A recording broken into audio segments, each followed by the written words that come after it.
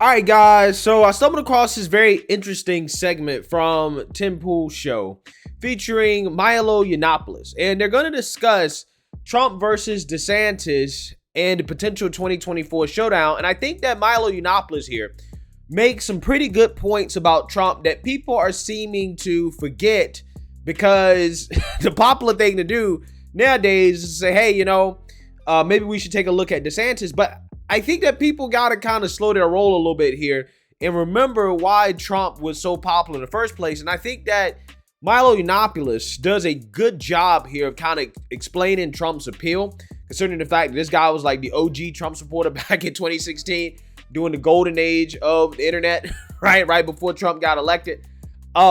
Yeah, I think the insights that he has here and the way he presents the appeal of Trump in this discussion with Tim Pool is worth sharing and responding to. So let's go ahead and get into it.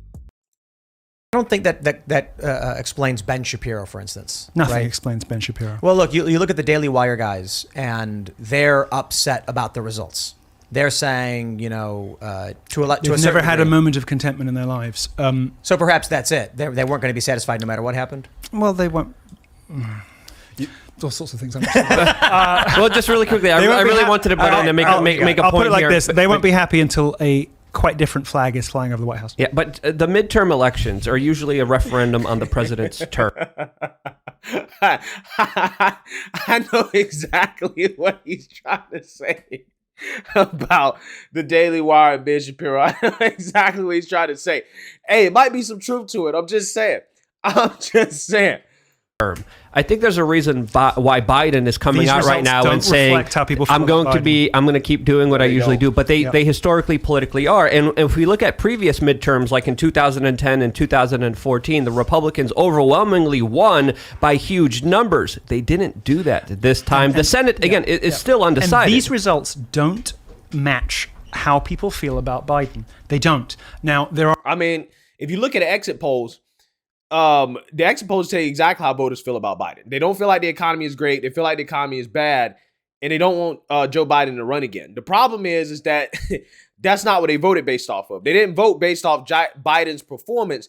They voted on single issues like, for example, abortion, okay, which is the main reason why they won in some key swing states like Nevada, Michigan, Pennsylvania. And I know, guys, I've been beating you guys to death, right, with the exit polls and trying to figure out why we won, why we lost. I'm just saying it because, this is what you got to do after the midterms. You got to reflect and say, okay, well, what worked, what didn't work, and go from there. But his point is correct. This was not about Biden. That doesn't mean that Biden's agenda is actually popular or that's what voters want. In fact, the Republicans won the popular election. The country as a whole, okay, from the popular vote, the left, they always cite that, okay, when they win, to tell you that, hey, this is the direction that the country's really going in. No, the country actually is leaning right from a popular vote perspective, which is amazing for Republicans, historically speaking. So, again, that tells you that the country wants to go in a certain direction, but there were just a few issues that I think that held Republicans back, and they weren't small issues. They were big issues, fixable issues, but big issues nonetheless. There are candidates that are weird special cases, like Fetterman, who has inspired sympathy, and he's just I can't help but sort of like the guy. It just brings out kind of a warm feeling. I just kind of want to see him succeed because I see him struggling. And I see a Fetterman Biden ticket. Normal response to seeing somebody struggling is to want to help them. Like I watched that debate and I wanted to vote for the guy. That what people are seeing is results that are out of step with how they know people feel about this presidency. And the reason those results are out of step is the Republican leadership. Do you think Facts. Mitch McConnell, Kevin McCarthy, right? Republican leadership is trash, garbage. Throw it away. Who didn't just sit by and say, let's just let what happens happen. They actively sabotaged the chances of some of the most populist, nationalist, Trump-adjacent characters. It is, voters are a little bit better informed and a little bit more intelligent, I think. So he makes another great point here, because a lot of people are going in on Trump candidates saying, well, this is proof that Trump candidates can't win. Well, you can't really actually come to that conclusion because it wasn't just the factor of them being Trump candidates. You also got the abortion thing as well, too. And then you also have the fact that Mitch McConnell willingly decided to pull funds out of races for Trump candidates in the Senate and direct them towards more important priorities to him. Like, for example, getting Lisa Murkowski elected in Alaska, even though it was guaranteed that a Republican was going to win that race. So again, Mitch McConnell didn't put a lot of money or enough money behind some of these Trump candidates to even say that the outcome was affected by the fact that they were endorsed by Trump or that they were put up by Trump in the primary. So I think people are jumping the gun a little bit here when it comes to demonizing Trump candidates, considering how they weren't really playing on a level playing field with Democrats. And some of them actually performed quite well, considering the fact that, again, they weren't getting the funding that they needed. Like, I think Blake Masters overperformed looking at the whole story. Okay. I'm just saying, do I think that some of the candidates like Herschel Walker and Dr. Oz could have been better? They should have been better. Yeah. Trump got to pick better guys, right? In those states, in those situations. But at the same time, you know, you do have some of the races, like, for example, again, the Blake Masters race, that we can't really come to a conclusion because of funding. J.D. Vance won out in Ohio. He was a Trump guy, right? So I'm just saying, we really don't know. I think than the Washington people give them credit for. They have correctly intuited betrayal. They are not upset because the results were, you know, they didn't get enough seats. They are justly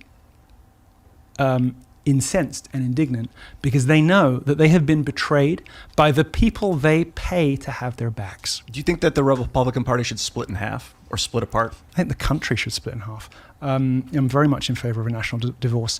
The Republican Party is an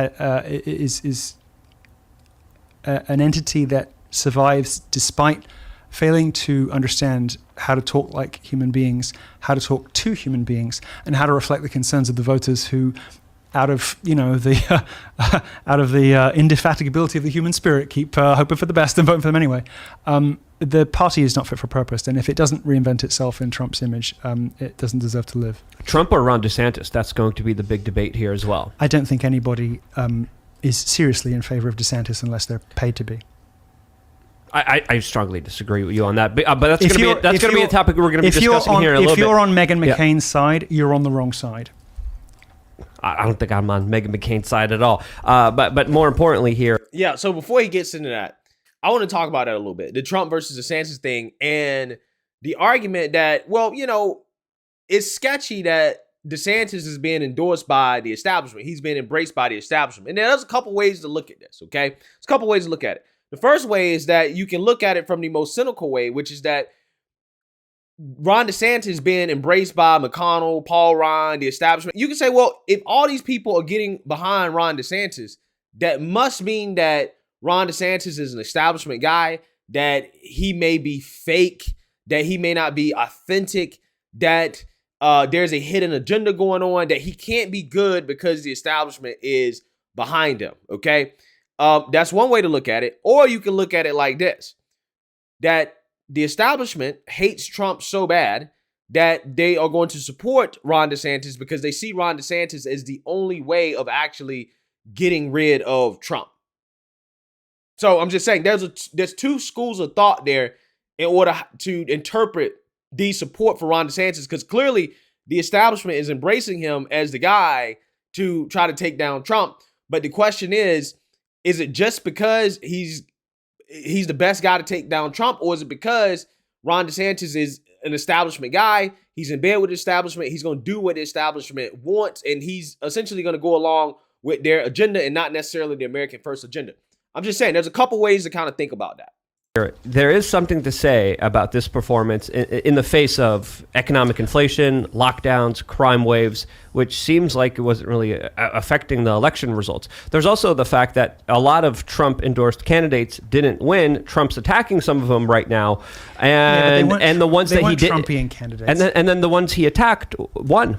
There are some examples of that. The problem here, I felt a bit icky seeing Trump whine about the consultants. It didn't seem like a kind of alpha dog daddy thing that we're used to from Trump. Seemed a little bit pathetic. And my hope is that he will announce soon and get his mojo back, because at the same time as he's taking these very light touch, teasing pot shots at DeSantis, who has zero chance of succeeding.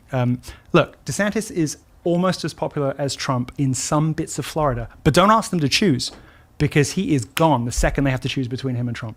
Don't get it twisted, okay? He has no chance. It is not happening. Yeah, so I would say before the midterms, I would say I 100% agree with him on that.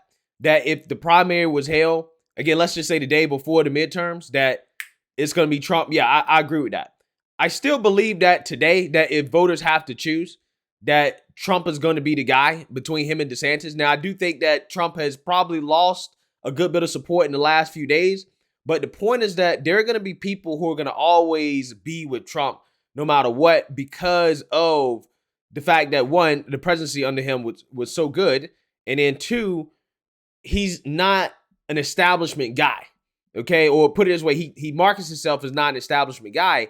And I think he is the best chance for draining the swamp, or trying to get rid of the corruption, or trying to give a voice back to a generation and population of Americans that probably feel like their voice has been taken away, that they've been ignored, that they've been blamed for why America is not as great as it could be.